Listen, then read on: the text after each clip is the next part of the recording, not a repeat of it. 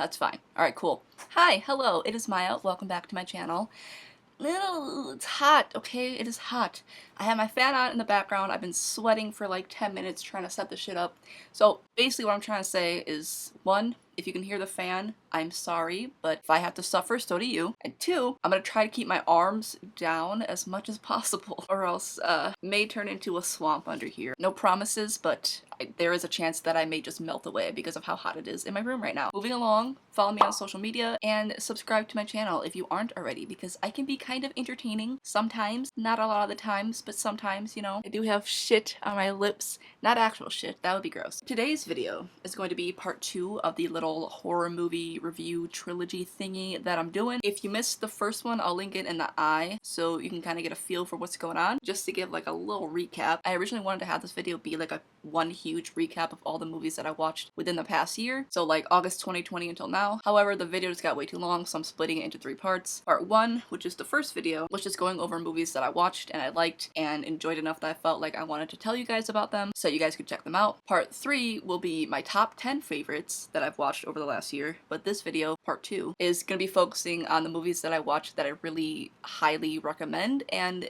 enjoyed a lot. Some of these movies actually competed for the top 10 spot, so just let that tell you how much I like these movies. And then before we get into this, let me just say, like I said in the first part, these aren't movies that all came out within the past year. They're just movies that I've watched in the past year, so they could have came out in like 1994. If I watched them in the past year, they may be in this video. And it's been a good while since I've seen these, and some of them I've only seen once, so my descriptions of what I liked and didn't like and what exactly went on in the movie may not be that in-depth, but I think just the fact that like I remembered that I liked them enough to put them in the video should tell you enough. So yeah, if you're interested to see all the movies that I've vlogged over the past year, whether they were good or bad, you can follow my letterbox. It's at 14 inches. I'm there like at least 3 times a week, maybe 4. We are just going to get into this, and I'm gonna start with Gretel and Hansel. Hansel and Gretel? Gretel and Hansel. Why was that so hard for me to say? So after their father dies and their mother threatens Gretel, Gretel and Hansel leave towards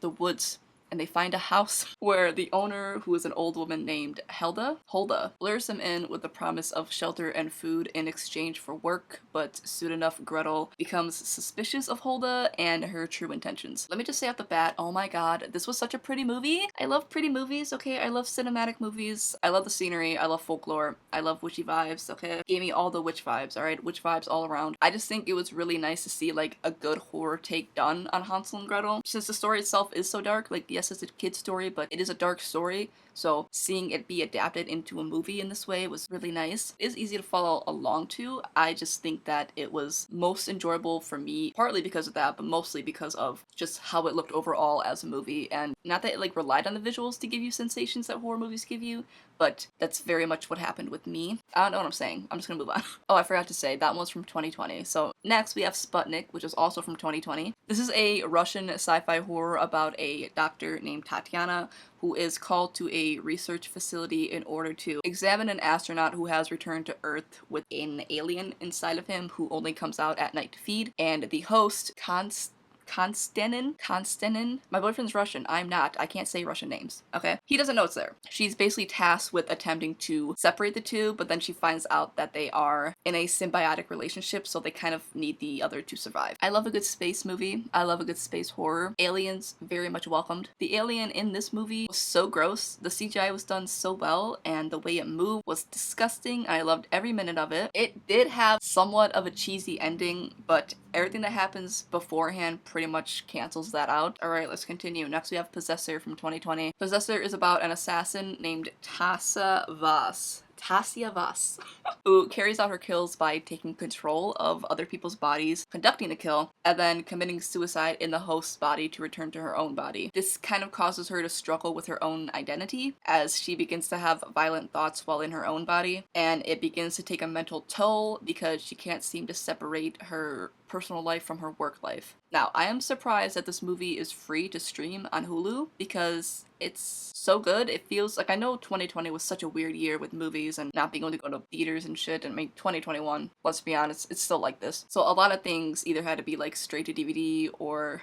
rent to watch or just got released straight to streaming services. But only paying like $6.99 a month, or I mean, if you have like the Spotify Hulu combo thing, that's only like $10.54 a month to watch this movie. Excuse me? That being said, this movie was really fucking good. I feel like I've been saying this about all the movies so far, but the concept, okay, the concept is just so interesting and original. I don't think I've ever seen a movie with this like specific type of plot before. The actress who plays Tasia, what's her name? Andrea Riseborough. She's such a good actress. I loved her character in the movie. I loved that it really didn't have that happy of an ending. Like I said in my last video, I love realistic horror, and not all situations in life are gonna have a happy ending. I mean, this does happen a lot with like possession movies. Haha, funny, the movie's called Possessor, whatever. Demonic movies, where there'll be like the last 5 seconds of the movie, the demon comes back, or you see it's like possessed somebody else. So it's pretty common with those movies, but I think just in general, movies that don't have like, you know, ghosts or whatever the fuck, usually always tend to have a happier ending. But this one didn't, and I like that. It is more of an action drama, in my opinion, but there are things that happen in movies, such as like the psychological aspects and the gory murder scenes, which do make it, I guess, an action horror. 10 out of 10, do recommend. Next we have The Skin I Live In. This is from 2011, and it is a Spanish film about a plastic surgeon named Dr. Robert Ledgard, who is working on developing a new type of skin that both looks and feels like skin while still protecting the body and can withstand trauma, I guess, to use on burned victims, since his wife suffered a car accident that left her badly burned. The catch is, he has been testing it on a woman named Vera, who hasn't exactly consented being tested on. She's also being held captive. Now, this was a movie I have been wanting to see for a while, and holy fuck did it not go the way that I had expected it to. I don't know what I was expecting, but what happened in this movie was a lot deeper and a lot more than I thought I was getting myself into. It was incredibly more fucked up than I expected it to be, but in the best way, where it had that sense of uneasiness about it without having to do too much or rely too much on shock value. There are aspects in the movie that I guess can be considered as shock value, such as the R scenes, but it's not at all something like you see in like a Serbian film or Cannibal Holocaust. It's so much more subtle, but they both still have like the same effect, in my opinion. At least it did for me. It is also very much a psychological horror, especially in the way that the movie makes you kind of go back and forth with your feelings on the main character. I literally keep having to like wipe the back of my knees. Also, the fact that it was Antonio Banderas in this, I just was like, what? Like, okay, I grew up watching him in like Zorro and Spy Kids and a few other things I can't think of, but yeah, just having him go from that to like what he was in this movie, I was like, oof, that's a shock. So next we have Freaky. This also came out in 2020, and it is a comedy horror that follows an unpopular 17-year-old named Millie who gets attacked with a dagger by a serial killer, the Blissfield Butcher, which causes them to switch bodies, and she then has 24 hours to switch them back, or she's permanently stuck in the body of a serial killer. This was a comedy horror, or a horror movie in general, whatever you want to call it, that I didn't even know existed. So like, shout out to my boyfriend for actually finding something that I had no idea was even a thing. Also, shout out to him for finding like half the fucking movies on this list, honestly. But anyways, I don't think that there's a lot really to say about comedy horror. If you can get that mix of comedy and horror and blend them together just right, then I think that it's gonna be a good movie regardless. It was entertaining though to see Vince Vaughn acting like a scared little teenage girl. I didn't know that I needed that in my life, but apparently I did. Yeah, like I said, just like the perfect blend of comedy and horror, and the kills were pretty enjoyable. Next is Relic. This is Australian, and it follows a mother and a daughter who go to the grandmother's house after she goes missing. The grandmother, whose name is Edna, suffers from dementia, and she doesn't remember disappearing at all. As they stay in the house, they start to notice a black mold in the house and bruises that start to appear on Edna's body, and they slowly but surely become more and more convinced that there's something else in the house. This one actually took me by surprise. I kind of went into it thinking that it would just be like the cliche, like supernatural, haunted house, jump scare type of movie, but it actually did a good job of following the concept while steering away from cliches. There were a lot of metaphors made in the movie with the grandmother's dementia, the spirit overtaking the house, and the decay of the house itself. So it wasn't just like this like one-dimensional flat movie. It had a lot of different layers to it, and I guess a deeper meaning overall. I also enjoyed the symbolism of the relationship between the daughter, the mother, and the grandmother, and if you watch this movie, you'll understand what I mean by that, because it's shown a lot in the movie with certain shots rather than just like blatantly shouted at you. But of course, I don't want to spoil anything, so I will leave it at that. Next we have Saint Maud from 2019. This is an A24 film about a nurse named Maud who turns to Roman oh my god, I can't say this, Catholicism? Whatever.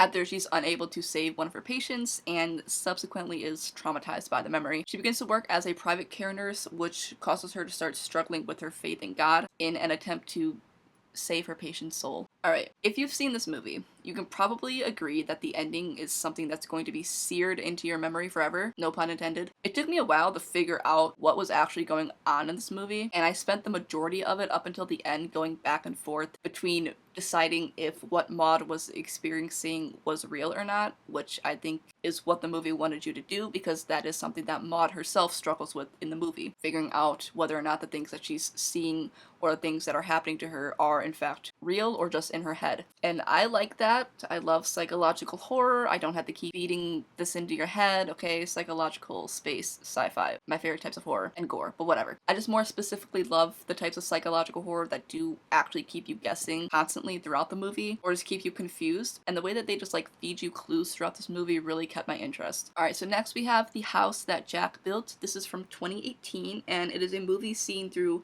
mostly flashbacks over the last 12 years, told by an OCD serial killer and failed architect named Jack, as he's confessing his sins to a Roman poet. There are 5 parts to the movie, which Jack refers to as incidents, and they recount the different murders that he's committed over that 12-year time period. Alright, let me just get the fact that I hated the ending to this movie out of the way, because, good God, I hated the ending. I realized that it was supposed to be a take on Dante's Inferno, which is cool and all. I just don't think that the traveling to hell thing was really necessary. Spoiler alert, they go to hell, or they start traveling to hell.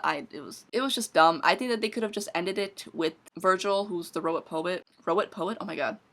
I think that they could have just ended it with Virgil, who's the Roman poet, you know, showing up in Jack's freezer and seeing what he saw. I think that would have been fine. So I'm just gonna pretend like the rest doesn't exist. So, ending doesn't exist. We're gonna talk about everything beforehand because I liked everything beforehand. Everything leading up to it was great. It didn't feel like a glorification of serial killers like a lot of movies can tend to do. And as someone who watches far too much serial killer YouTube and documentaries, I think it did a good job at portraying sociopathic behavior in people who do commit murders and may eventually turn into serial killers without being too unrealistic or over the top. I also enjoy the fact that they weren't afraid to show the more controversial kills, and that it kind of took its time explaining the situation and Jack's mindset as they occurred. Sorry that my voice is getting kind of raspy. I can hear it and I'm like... Alrighty, next is The Super Deep from 2020. This takes place in Russia and is loosely based off of the Kola Super Deep borehole, which was a drilling project where they attempted to drill as deep as possible into the earth. In this movie, an epidemiologist, I think I'm saying that right, which is somebody who studies patterns and causes of disease, gets sent into the borehole where a strange noise has been recorded following multiple people's disappearances. This was a very good take on body horror. I was not expecting to see the creature that I did at the end, and I was pleasantly surprised. It seems like there's way too many horror movies that tend to rely on the implication that there's some other creature without actually showing them, and I want to see him. I want to see him for more than 2 seconds. It was kind of frustrating because there was like a villain aspect to this movie that was just very annoying, and it just seemed like every time something was going right, the villain would pop back up and make it go wrong, and it was just like a fucking cycle, and it was an hour and 55 minutes, so it does tend to drag on. Overall, I like the story, I like the monster. I liked everything about it. Next we have #Alive. This is a South Korean zombie film about a streamer who gets trapped in his apartment as a disease that causes people to turn into zombies spreads outside. Another survivor living in the apartment across from him manages to get his attention, and they start to communicate and send food back and forth, and yeah, just start interacting as they attempt to survive their new circumstances. So let me start this off by saying that the US is really lacking good horror, and it seems like 90% of every horror movie that I've seen produced and created outside of the US is very original and isn't afraid to push boundaries, and it doesn't have a cheesy subplot or too bad of CGI, and only about like 25% of American horror does. That being said, this was great. It took a cliche zombie plot and made it different simply by the way that they communicated with the walkie-talkies and the way they sent food back and forth on the zip line. It was your average zombie movie, but because it was South Korean, they know what the fuck they're doing. The fact that they were both alone in their apartments, be it still so close at the same time, really just like captured that feeling of isolation. Well, speaking of American horror that does push boundaries, we're going to talk about The Great Inferno next. This came out in 2013. This follows a girl named Justine who heads to the Amazon rainforest with a group of activists to stop a company from destroying the land and its native inhabitants by recording the tribes to raise awareness. But the plans soon go awry when they're captured by a cannibalistic tribe in Peru after their plane crashes and they're subjected to mutilation and death. Yeah, wow. Yeah, like I said, I love how I just talked about American horror not really pushing the boundaries, and now we're talking about this movie. Because goddamn, the torture and gore that they show in this movie is still, like, burned into the back of my retinas. I'm usually not too bothered by gore as long as it doesn't include, like, eyeballs, fingernails, and genitalia, but luckily for me, 2 out of 3 of these were in this movie. I'll let you guess which 2. It was gross and bloody and generally everything that I want to see from a movie that markets itself as a gory horror movie with cannibals. This is what Wrong Turn wished it could be.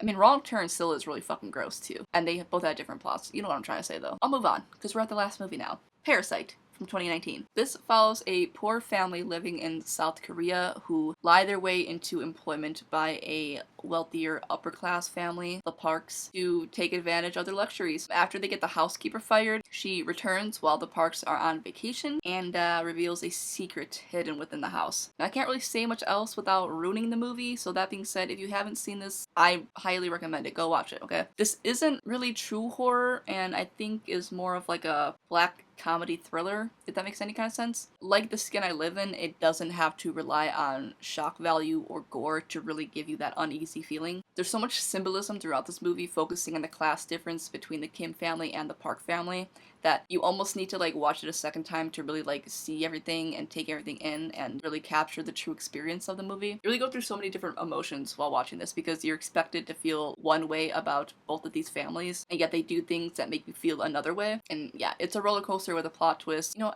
with all the horror movies I've seen, you'd think I would like expect a plot twist or like be able to predict what's gonna happen or that there is gonna be some kind of like plot twist or guess who the killer is at this point, but I just never seem to. And yeah, by the time that ending comes around, you have all this like built up tension inside of you that it becomes almost like anxiety inducing just to finish the movie. So that is it for the second part of this little trilogy video horror series, whatever the fuck you want to call it. I'm actually thinking of doing this thing where at the beginning of every month, or I guess just when I get the chance, I'm gonna recap all the movies that I watched in the month prior and just give you my opinion on them and what I liked. If I rewatch a movie, I'll just tell you what I did then. It could be like a letterboxed recap type of video. Yeah, I think doing that will help me like stay up to date more so that doing videos like this won't happen again or as often. And yeah, I've just really been getting into horror movies again and it's really nice to finally like be enjoying watching horror movies and I just think it's fitting for me. So yeah, let me know if that's something that you're interested in. I'm probably gonna end up doing it anyways, regardless of what you guys say, but I still do want to know if that's something that you guys would like. Or if you have any other kind of video ideas that you want me to film, let me know too. But yeah, that is it for this video. Thank you guys so much for watching. Like this video, comment on this video, subscribe if you're not, follow me on social media, and I will see you guys in my next video. Bye.